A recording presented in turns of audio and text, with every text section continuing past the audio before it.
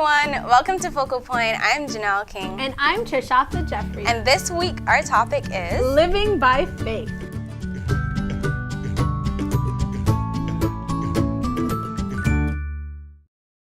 So TJ, yes. Imagine you were not paid last month. You have absolutely no money, and you have to survive off of this for the rest of the month.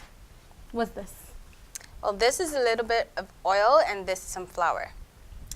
So I'm to survive for the rest of the month, the next 4 weeks, on 2 tablespoons of flour, maybe 2.5, and 2 tablespoons of oil. Correct. Janelle, I can't even make half a bake with this. Well, that's your business, but it gets better. A complete stranger who says he's sent by God comes to get your half of a bake. He says, you see this little bit of flour and this little bit of oil, make a half of a bake, but make it for me. So I'm to take this, which isn't much anyways, to make a half a bake for a stranger who's come because God sent him to ask me for my half a bake. Yeah. I'm just supposed to not have at all. Yeah, right. Pretty much. Mm-hmm. So, Janelle, you've made me hungry and I'm upset. What is the point? The point is, sometimes we get commands from God that seem completely bonkers and make no sense at all. But we must have faith that God will do exactly what he says he will do. Remember Elijah and the widow of Zarephath? Yes. I knew that illustration was really familiar. Okay, yeah. So remember, that's the situation she was in. Her faith was being tested, but she trusted God and she was blessed. It's true. And not only was she blessed, Jen, her little son was blessed as well because of her faith. Yeah. And that's not the only story in the Bible that speaks of faith. I mean, we have Gideon. He went up against more than 300,000 men with just 300. Yeah. I'm not good at math, but those are terrible odds. Yeah, and then there was little David, went up against huge Goliath with just 5 smooth stones and a sling.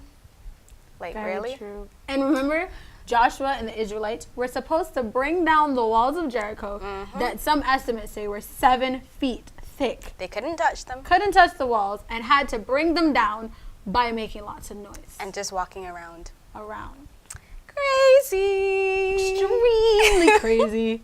But you know what? They all have faith in God, and God came through for all of them. So we too must do the same thing. It's true. You know, in Hebrews 11:1, which is probably one of the most widely known and widely recited texts about faith, the Bible says, now faith is the substance of things hoped for, the evidence of things not seen. So sometimes we don't see where our feet are going to land if we take that step, and we don't see where the end of our journey will come out if we follow God's command, but we have to have faith in him and trust that he knows the end from the beginning and that he'll never fail us. And that's very, very good advice. I think we've pretty much summed up everything, so let's go to our 3 focal points. Focal point number 1, remember that God is and always will be your provider. Focal point number 2, never doubt that God can do exactly what he said he will do. And focal point number 3, no matter how illogical or nonsensical a command from God seems, remember that God's logic is not our logic, so we must always have faith in him. You know, if you have faith in him, it means that you really don't think that you of yourself can do anything much. It's true. And having faith in God requires lots of humility. Yeah, it does. And lots of wisdom as well. It's true. So, humility and wisdom. We're going somewhere with this. Our topic for next week. Yes. The humility of the wise. Contact us via Facebook and Instagram at The God Stop, and don't forget to subscribe to our YouTube channel.